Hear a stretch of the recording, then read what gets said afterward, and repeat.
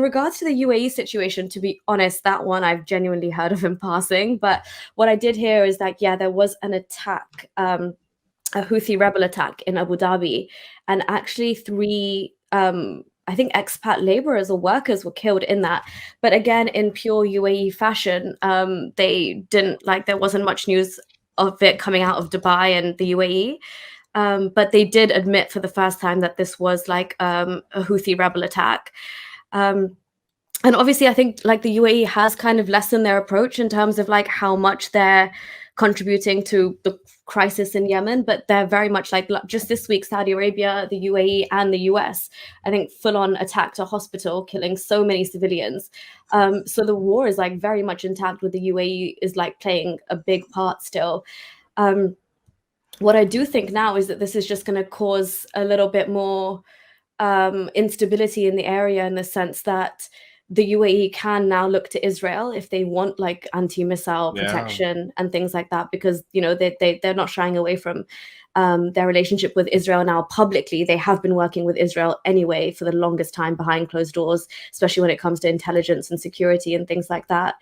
But again, it will also be interesting to see how Iran perceives this, but also how the UAE will react to this attack, because so far I've not really seen them make a statement or them follow up with what it is they exactly intend to do. But yeah, that's a very interesting development, and I will look into it more, I promise you, for next week. On that same note, though, yeah, with Houthis, obviously Houthis are in Yemen as well, and look what's been happening in Yemen. There's another major one. This is being called a war crime against humanity. Obviously, the Yemen rebels have said that. There's been a terrible bombing in Yemen, with scores of children and women have been killed in that. So Saudi-led coalition has denied reports that it bombed a prison in the northern Yemen city of Sada, as the United Nations also condemned the deadly coalition airstrikes in the country. Now, obviously, the coalition includes Saudi Arabia and the UAE, and hence UAE is becoming the target of Houthi rebels. An official from Yemen's Houthi rebel group and medical charity Doctors Without Borders said on Friday that dozens of people were killed in a dawn bombing of a temporary detention center in the northern city. The Houthis released footage showing rescue workers pulling bodies from the rubble, and Taha al-Mutawakkil, health minister in the Houthi government that controls the country's north, told the Associated Press news agencies that 70 detainees had been killed. We consider this as a war against humanity. The world should take responsibility at this critical moment in human history. And MSF spokesperson told the AFP news agency that the death toll was at least 70, and that 138 others have been wounded. So the United Nations has obviously condemned this. They are saying, obviously, that they have intensified aerial bombing. Some people are calling that carpet bombing in the likes of Dresden that we saw in the Second World War, where just the whole city would be bombed indiscriminately. Everyone would be killed. So the situation is pretty dire in Yemen, which is obviously a conflict, and the conflict that doesn't look like it's ending anytime soon, and looks like we might be in for another conflict. I don't think so. I think this is just saber rattling from Russia. Russia's been threatening to... They actually haven't threatened. They keep denying. They're saying, well, no, we're just carrying out these drills to invade Ukraine. But obviously, the United States can't sit back and not react, because this is obviously... Russia might also be poking the bear and saying, well, let's just see what happens. But if that happens, if Russia does invade Ukraine and annexes Crimea, the Russian-speaking regions of Ukraine, then obviously NATO will jump in. Ukraine is not a part of NATO, but the United States will still jump in. I think NATO will jump in regardless. Well, the UK has already sent a couple of like missiles or anti-missile technology to them, but I mean nothing like that's going to sway the balance of power in any way, shape, or form. But it was just a bit of a like we United are States ready has to sent. Yeah. United States has sent lethal aid as well, as they call it. The United Okay. States have sent lethal aid as well, and what experts are saying, I was listening because I was following these news and I was listening to various experts, and they were saying that this could most likely Russia would probably not do it. This is just saber rattling just to see the world's reaction, what it would be.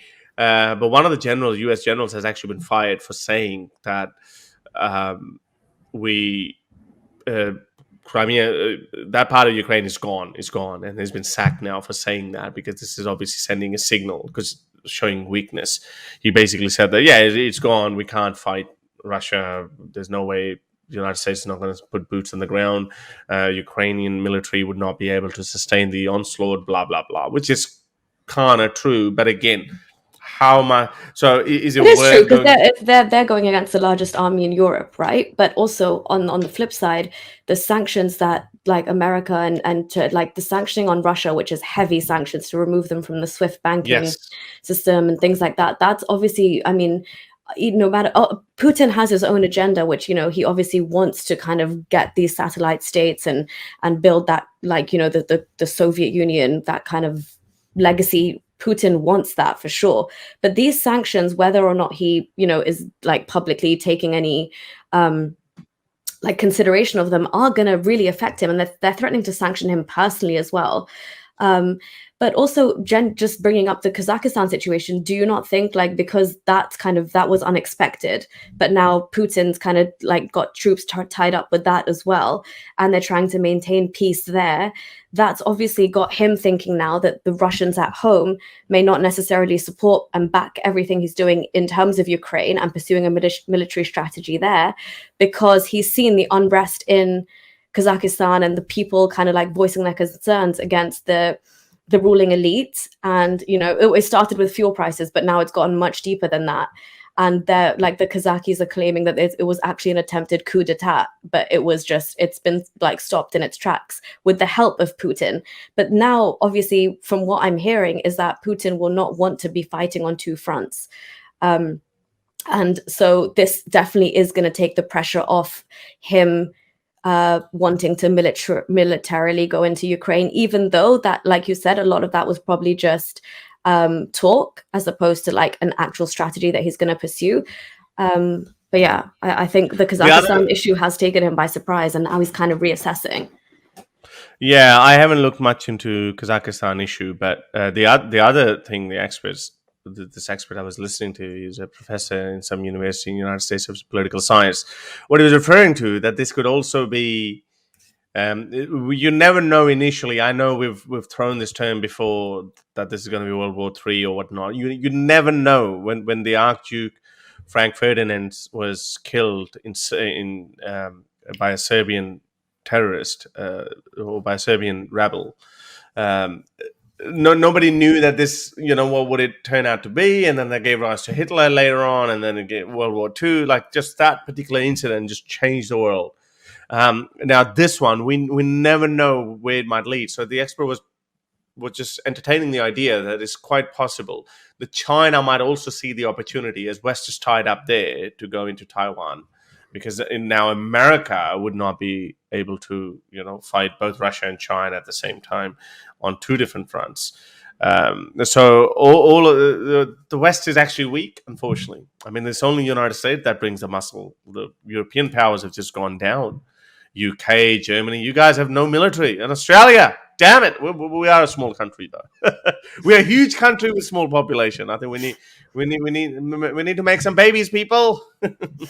I mean, I think even if you guys did, how are you going to fill up all that outback? There's a lot of land to cover. There's a lot of land mass. It's not about that. We don't have to cover everywhere. A lot of it can't really support life, but we need a decent sized population for a military.